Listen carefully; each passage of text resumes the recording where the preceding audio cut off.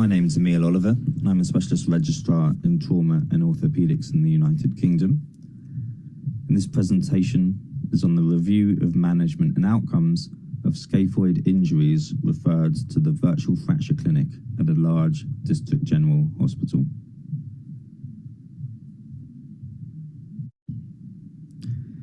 So, a little bit of background on scaphoid fractures. Scaphoid fractures make up 90% of carpal fractures. The rate of false negative first radiographs for scaphoid injuries is anywhere from 2 to 48%. Missing or delayed diagnosis of a scaphoid fracture can lead to non-union, avascular necrosis, or post-traumatic arthritis.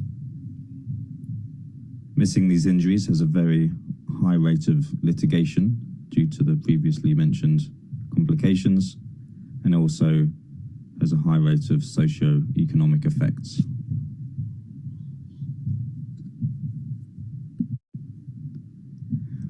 When assessing a patient clinically for a scaphoid fracture, there are a number of signs that we can examine. We look for tenderness in the anatomical snuff box. We look for tenderness over the scaphoid tubercle, and we look for tenderness on axial loading of the thumb.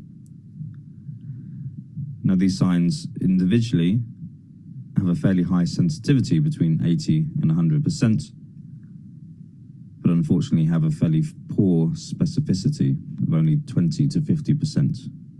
But if you combine all three signs together, the sensitivity increases to 100% and the specificity increases to 74%. The aims of this study were to review the current management of scaphoid injuries that were referred to our virtual fracture clinic. Once this was reviewed, we could streamline the process to create a standardized pathway to manage these injuries. So, what were our methods? We performed a retrospective analysis of all the virtual fracture clinic referrals for scaphoid injuries. We performed this over a 10-month period, and we included all scaphoid-related injuries. We reviewed the radiographs, clinic letters, and then performed telephone consultations for the patients.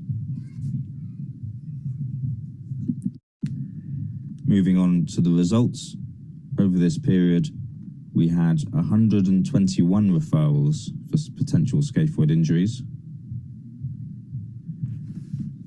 On the initial set of radiographs taken in A&E, there were 38 confirmed scaphoid fractures. We discharged 8 patients straight from the VSC without any clinic follow-up. And this left us with 75 patients with a suspicion of a scaphoid fracture. So those 75 patients were brought back into clinic. Out of those, 13 of them did not attend or cancelled their clinic appointments. And out of the remaining 62, 44 had repeat radiographs taken. Out of these 44, 7 showed scaphoid fractures, and that's around 10% of the original 75 are brought back in for their first clinic appointment.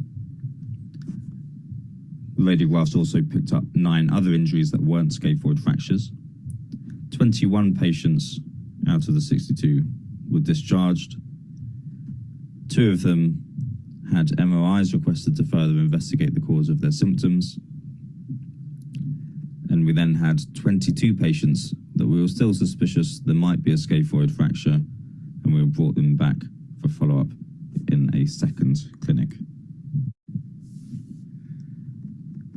So in our second clinic, out of those 22 patients, we had 9 patients who did not attend, and just 2 had repeat radiographs. Of those radiographs, no further scaphoid fractures were picked up. 2 were diagnosed with other injuries, and 4 further MRIs were requested, and 15 were discharged at this point. Now for the results of those 6 MRI scans requested. 0 scaphoid fractures were picked up, but there were some other findings to explain the cause of the patient's pain. There was a partial scapholunate ligament tear, a radiocollateral ligament injury, and also an ulnar collateral ligament tear.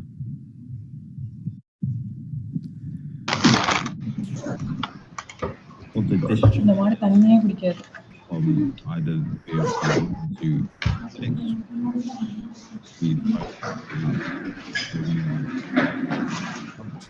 to perform a patient-rated risk evaluation score.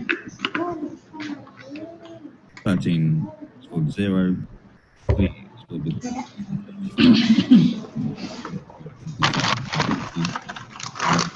1 to 7.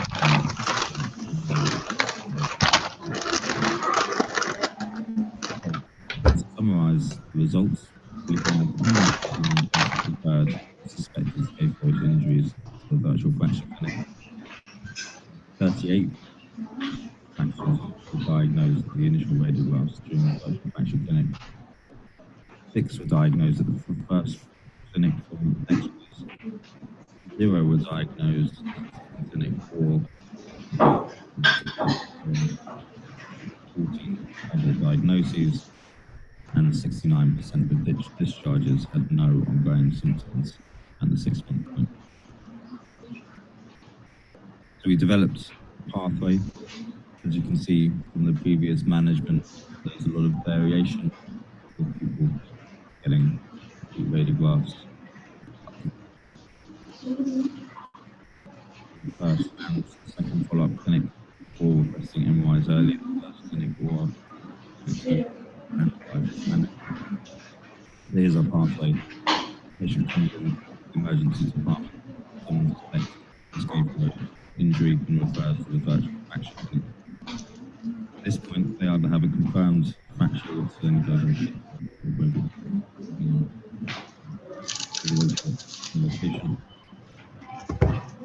mechanism of injury is not consistent with the scaphoid fracture or discharge. It's important to note any of the discharges were given safety netting advice to get back in contact with us at the 6-week point. Still had further symptoms. If the mechanism and symptoms were consistent with the scaphoid fracture, they were then brought back to the first clinic. Arrival. The X-ray did not show a fracture. We had 1 of those 3 clinical signs. They were discharged. The fracture. But if the fracture if the X-ray didn't show another fracture, then 2 out of 3 of those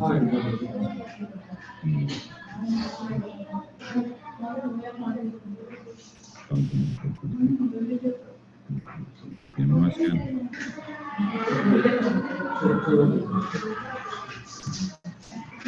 And thank you very